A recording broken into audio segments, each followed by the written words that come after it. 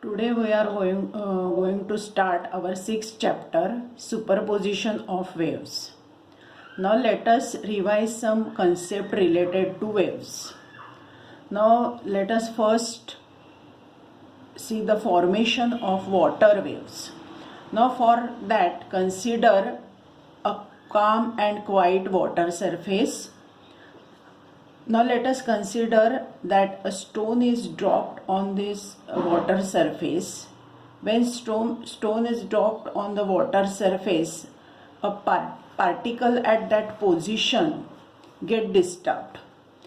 As particle at this position get disturbed, it start oscillating up and down as this particle receives energy from the stone. This particle start oscillating up and down. This particle gives its energy to next neighboring particles. These particles also start oscillating up and down. All these particles give their energy to next neighboring particles. Now these particles also start oscillating up and down, and this process continues. As a result of which the disturbance produced at a particular point on water surface, it travels in all the direction along the water surface, and that disturbance is nothing but wave. Now therefore the wave is disturbance produced in the medium and it travels along the medium. Now here we should note one thing, that when wave is propagating through the medium or disturbance is propagating through the medium, the particles of the medium, they do not change their position. They only oscillate about their mean position. That is, there is no transfer of material particle from one point to other point of the medium. But during propagation of wave, there is transfer of energy from one point to other point of the medium. Now therefore, we can define wave as a disturbance produced in the medium which causes the flow of energy through the medium but does not cause flow of material. That is, material particles do not transfer from one point to other point of the medium, but there is transfer of energy from one point to other point of the medium. Now let us see what is mechanical wave. Mechanical wave is the wave which requires material medium for its propagation. Now example is water wave. Water wave requires material medium for its propagation. Other example is sound wave. We know that sound is wave, and sound requires material medium for propagation. Sound cannot travel through vacuum. Now the other example is the wave form along the stage string. If we consider a stage string and if we plug that string, then disturbance is produced along the string and it travels in both the direction along the string. Now therefore the examples of mechanical waves are sound wave, water wave, the wave produced along a stage string. Now it is electromagnetic wave. Third is electromagnetic wave. Electromagnetic wave is the wave which does not require material medium for its propagation, but it can travel through material medium also. Now the example is light wave. Light coming from sun to the earth, it can travel through vacuum between sun and earth. Therefore, light wave does not require material medium for its propagation, but light wave can travel through the medium also. That is, light wave can travel through atmosphere, Earth's atmosphere. Now therefore, electromagnetic wave is the wave which does not require material medium for its propagation, but it can travel through the medium. Now, the progressive wave. The progressive wave is the wave which continuously travel in the given direction. Now, in this chapter, we are going to study mechanical progressive wave in detail and some phenomena related to mechanical progressive wave. Now, let us turn the page.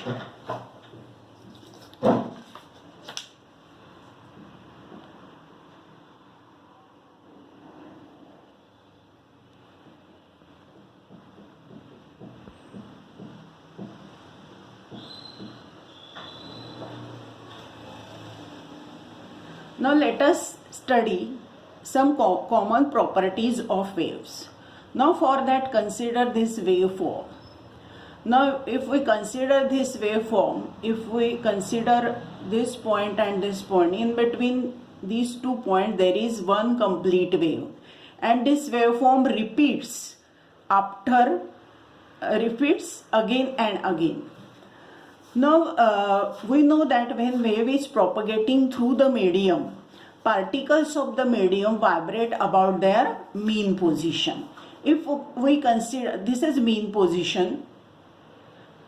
If we consider particle at this position, when it vibrates about its mean position, it vibrates from mean position to upper extremity to mean position to lower extremity to mean position.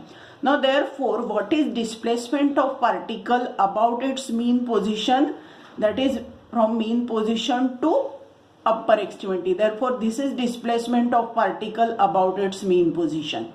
Now if we consider particle at this position, it also vibrates about its mean position. It moves from mean position to lower extremity to mean position to upper extremity to mean position. Now therefore, what is displacement of particle about mean position for this particle? This much is displacement of particle about mean position. Now therefore, all the particles vibrate about their mean position, and displacement of particle about mean position is different. Now what is amplitude? Amplitude is maximum displacement of particle about mean position. Now here, if we consider this particle, that is a particle, for this particle displacement about mean position is maximum, and therefore this is nothing but the amplitude. Therefore small a is the amplitude of the particle, that is maximum displacement of particle from mean position, and its unit is meter. We measure amplitude in meter. Now period of wave. Period means the time required to complete one oscillation. Now we know that one oscillation means one set of movement. That is, here if we consider this particle, then what is one set of movement? That is, particle moves from mean position to upper extremity to mean position to lower extremity to mean position. This is one set of movement. The time required to complete this one set of movement, or it is called as oscillation, is period of oscillation. Therefore, period of oscillation is time required by the particle to complete one oscillation or one set of movement, and its unit is second. Now frequency of oscillation. Frequency means number of oscillation performed by the particle in 1 second. That is, number of oscillations in 1 second is frequency of oscillation, and its unit is hertz. Now before going to one wavelength, let us see the concept of phase. Phase of particle. Now phase of particle is state of oscillation of particle.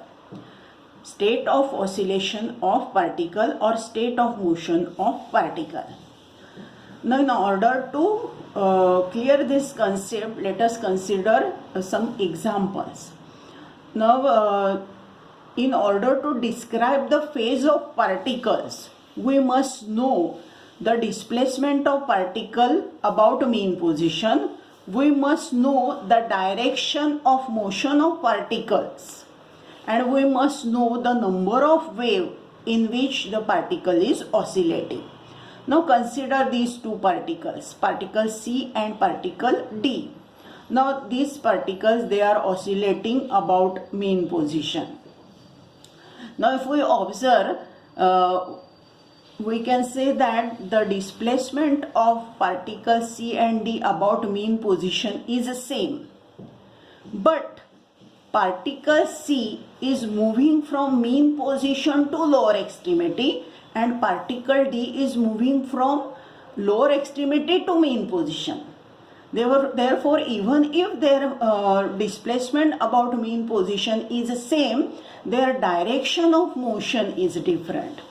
Now, therefore, their state of oscillation is also different, and therefore their phase is also different.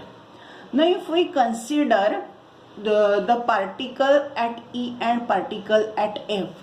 Now for these two particles, the displacement about mean position is 0.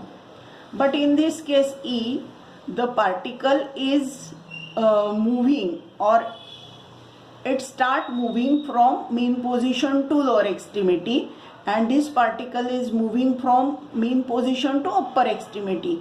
Now therefore, even if their displacement about mean position is same, the direction of motion is different. Therefore, their state of oscillation is different and their phase is different.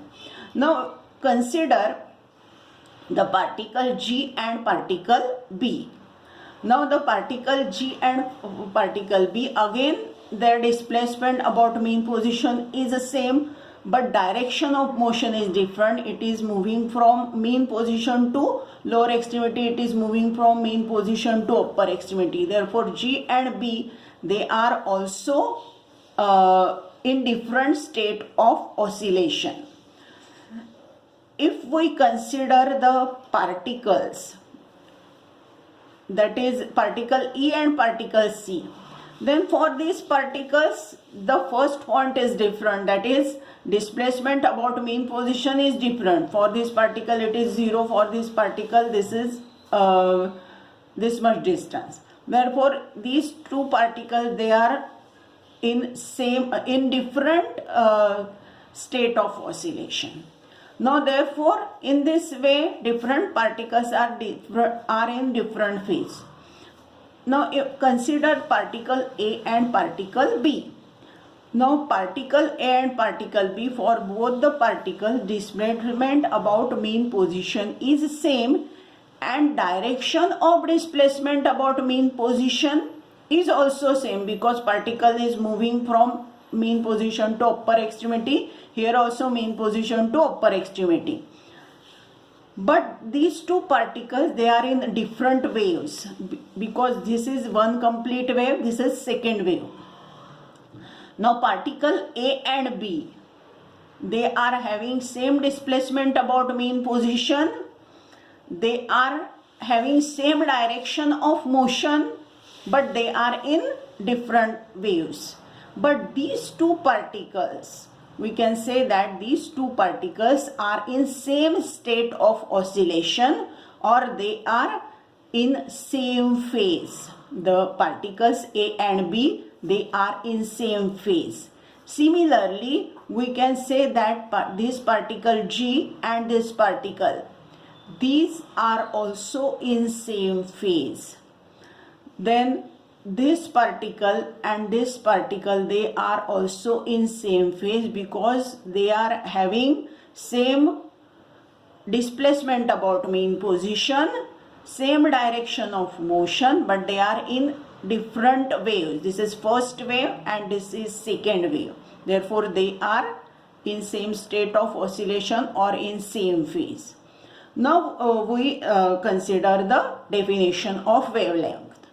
Wavelength is the distance between the two successive particles which are in same state of motion or same state of oscillation, and unit is meter.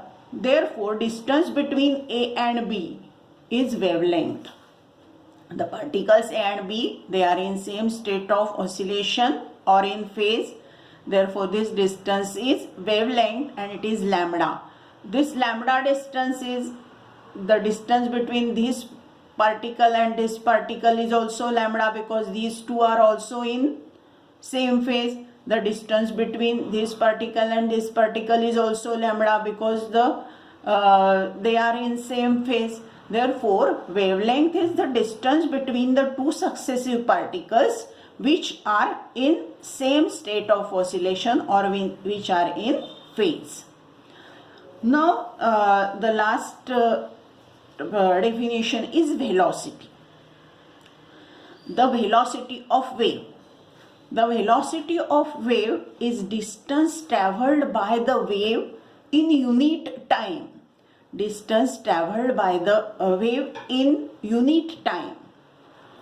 Now, the distance travelled by the wave is lambda. If we consider this point and this point, the distance between these 2 points is lambda, which is wavelength, and this distance is travelled by the wave in a time equal to 1 period.